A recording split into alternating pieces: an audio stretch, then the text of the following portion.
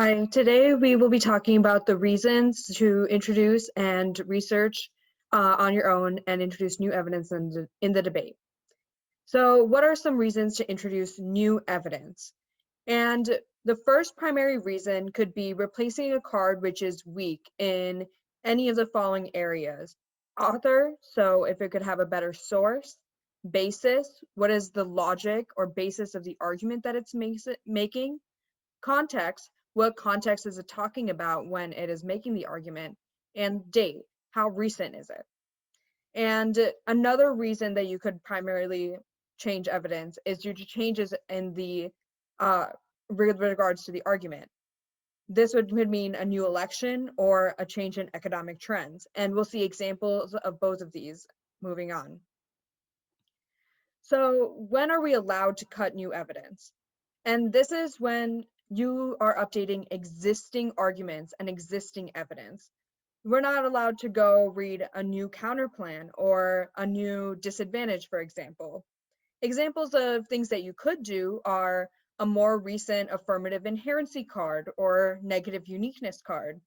Especially since these are describing what is going on right now, it's something that you might often want to look at to update. Another example is an impact card, maybe from a more qualified author. An example could be about global warming, especially since that's so scientifically based, you want to make sure you have a good, credible source. Another example is a no link card against a disadvantage. Maybe you want to give another reason that your affirmative does not link to the disadvantage. Now we're just going to go through a couple examples of when we can update a piece of evidence and we're doing it for one of the reasons that we've talked about above.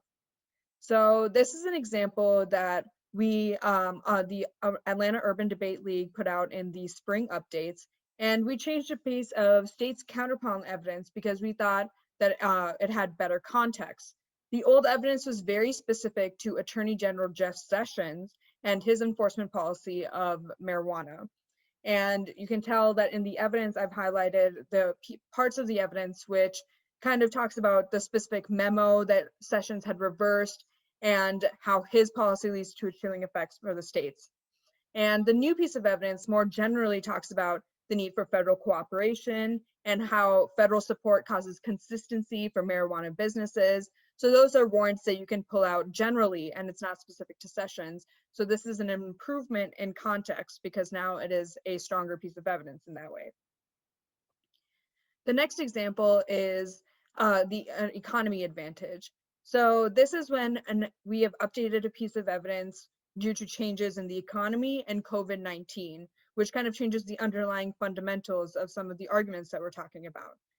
So the old piece of evidence is from the July of 2020, and we're citing recent COVID trends, and it's kind of citing economic indicators like US retail traffic falling. So those are a kind of recent trends in July of 2020.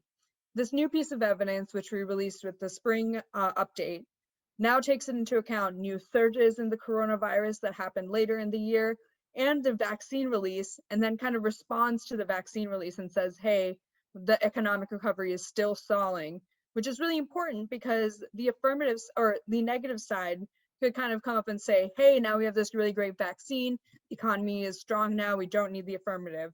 So the affirmative needs to kind of keep updating this evidence as well, even when the argument is not going on their side, and then need to have something that responds to that.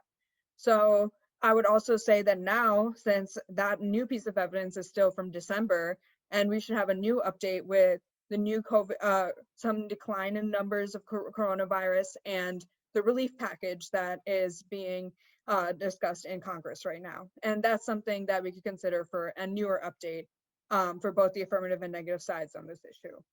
So those are just some examples of when you would update evidence and why you would do so. Thank you.